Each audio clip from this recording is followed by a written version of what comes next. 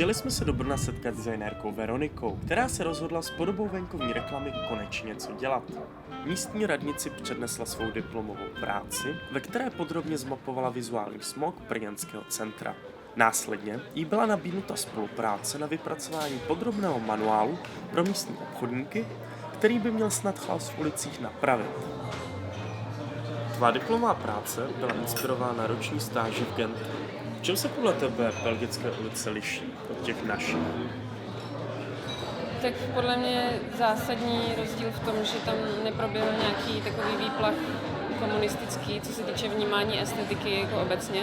To je docela zásadní a je to tam znát, že ti lidé vlastně vyrůstají v prostředí, které je určitým způsobem kultivované vizuálně, takže potom mají takovou přirozenou citlivost k tomu.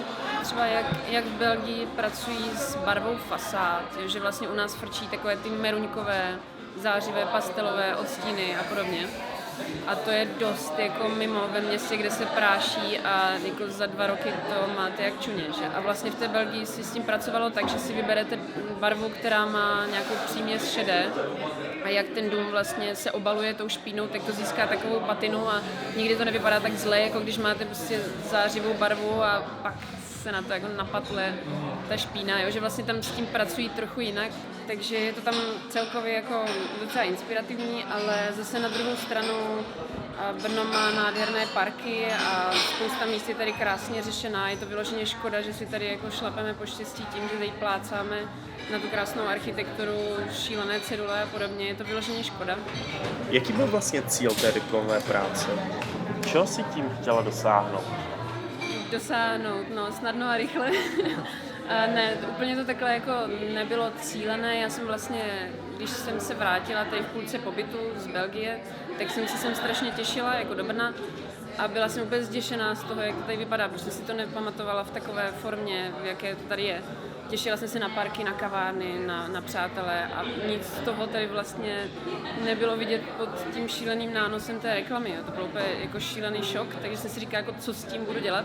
Tak jsem si rozhodla, že jako něco, ale rozhodně to nebylo jako vyloženě, že bych měla nějaký cíl, že teda do 2 let bude jako město čisté, bez reklam nebo něco takového, to jako rozhodně ne. Spíš jako nějakým způsobem popularizovat to, jak moc působí veřejný prostor na člověka, jak moc vlastně to vzbuzuje v těch obyvatelích podvědomě stres a nějakou nespokojenost s tím, kde žijí, i když si to třeba ani neuvědomují, že mají třeba pocit, že se tam cítí špatně v té lokalitě, ale přitom jako kdyby nedovedou definovat proč, nebo nemají úplně rádi svou cestu do práce a neví proč. To je asi dobrý říct, že vlastně nejde jen o reklamu nebo o design nějakých cedulí, ale jde o komplexní působení toho veřejného prostoru jako celku na člověka. Že tam vlastně hraje roli i špína, i nevyčištěné proluky mezi domy a různé tady ty jako kdyby drobnosti, tak vlastně jakým způsobem pomoct tohle téma zviditelnit, protože je to docela zásadní pro spokojený život ve městě.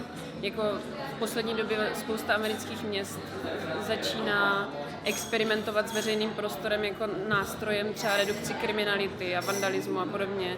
Prokázalo se, že když třeba přidáte na ulici přehlednou zeleň, tak se právě podaří redukovat grafity a vandalismus obecně mnohem víc než třeba zástupy policistů, takže je dobré s tím nějakým způsobem pracovat. Nehledě na to, že teda já jako grafický designer mám v podstatě prsty v tom, co se tady děje, že to je jako kdyby povinnost, profesní odpovědnost prostě na tohle upozornit, když vím, že za to jako kdyby můžu, nebo že za to můžou moji kolegové. Zaujala mě ta tvoje úprava výloh, kdy jsi nepovedené reklamní nadpisy nahradila vulgarismy. Proč?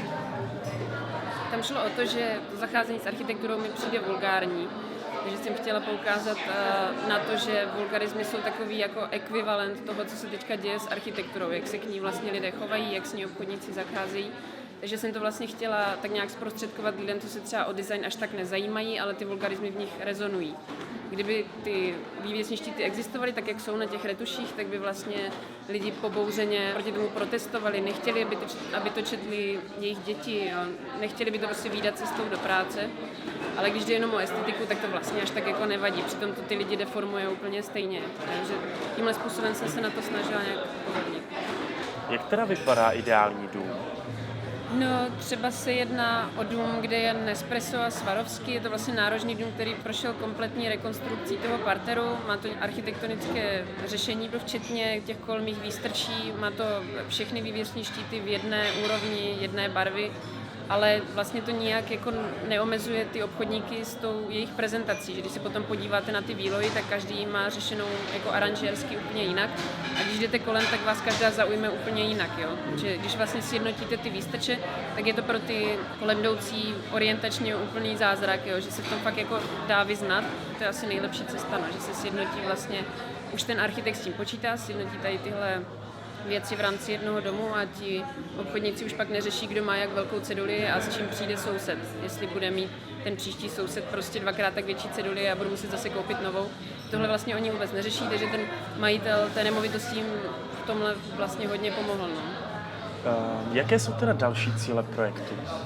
Dočkáme se někdy Brna s jednotnou koncepcí venkovních reklam? To jako doufám, že ne. To si myslím, že by byla velká chyba, protože Brno je vlastně unikátní tím, že se tady prolíná stará nová architektura, nějaké historizující stavby a podobně. Takže tady je potřeba, aby vlastně každý ten dům vystupoval jako samostatná jednotka, aby prostě měl ty vývěsní štíty sjednocené a řešené adekvátně ke své historii, to je podobě té fasády, parteru a podobně. Takže je potřeba, aby ten dům nějakým způsobem začal vystupovat, aby se nejednalo o nějaký pás reklam, jako je to teďka, že je to jenom chaotická změť nápisu a ta architektura se přesouvá do vyšších pater a vlastně ji nikdo nevnímá. Takže to by chtělo narušit tím, že vlastně ty domy začnou fungovat jako samostatné jednotky a z toho se pak podskládá to jedinečné kouzlo města. Kdy třeba když dáte vedle sebe Avion a potom nějakou jako historickou budovu vyloženě, tak je to potom jako krásná symbioza, proto je Brno typické a to si myslím, že je dobré tím jako podtrhnout. Teďka se to ztrácí v tom smyslu, že když jdete v Olomouci, v Praze, v Brně, tak jako nevíte, že v tom městě jste. Ten pás reklamní je pořád stejně chaotický a v tom je problém toho vizuálního smogu. Takže jako regulovat to tím stylem, že všude dáte kovové vývěsní štíty, to úplně jako, to by byla v podstatě stejný zločin jako ten vizuální smog. Jo. Tady jde fakt o to, regulovat ty největší hnusy, jo, jako na kterých se architekti, památkáři, všichni prostě odborníci shodnou, že to jako takhle se s architekturou nemá zacházet, ale potom samozřejmě dát určitou svobodu těm obchodníkům i designérům, aby se nějakým způsobem mohli vyjádřit a taky, aby se dalo podtrhnout tu konkrétní architekturu konkrétního domu. No. Tvoje facebooková stránka Brno bez vizuálního smogu má již přes 2500 fanoušků. Máš za sebou i rozhovory pro mnohá česká média. Myslíš si, že se více lidí začalo zajímat o to, jak vypadá město kolem nich? No jako snad, no. Že mohli by.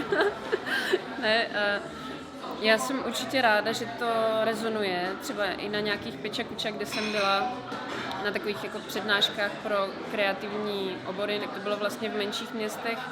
A v každém tom městě se našel někdo, v kom to vlastně zarezonovalo tak, že by to chtěl nějakou podobnou snahu jako kdyby rozjet v tom svém městě, což je super zpráva, protože jako obecně nejde jenom o to nějak jako se snažit prostě tady o kultivaci Prahy a Brna, ale vyloženě ta úroveň té republiky se pozná podle toho, co se děje v té nejmenší dědině, že jako nejde o to prostě udělat nějaký úžasný, dokonalý skanzen z hlavního města okolo nic.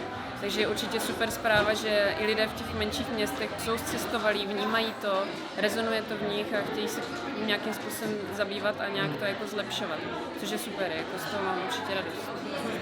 Tam jde hlavně o to, aby ti lidé byli nějakým způsobem vnímaví a citliví, že jo. Nikdo nechce prostě dostat Česko tam, kde je Belgie, jako proč bychom to dělali, že jo. Nemá smysl pořád švidrat po nějakém zahraničí a toužit po něčem, tam jde o to, aby se prostě vytvořila nějaká vnímavost k tomu prostředí, k tomu, co tady máme, jo, že máme nějaké architektonické dědictví, nikdo tady nemůže dělat design ve váku, prostě musíme navazovat na to, co tady je. A tím pádem, když si vypěstujete nějakou vnímavost vůči tomu prostředí, tak na to už nějakým způsobem reagujete a navazujete. Teď je to taková jako ještě pořád divoká doba, mně přijde, že třeba moje generace už úplně nemá na co se vymlouvat. Měli bychom to pošefovat nějak jako po svém. No.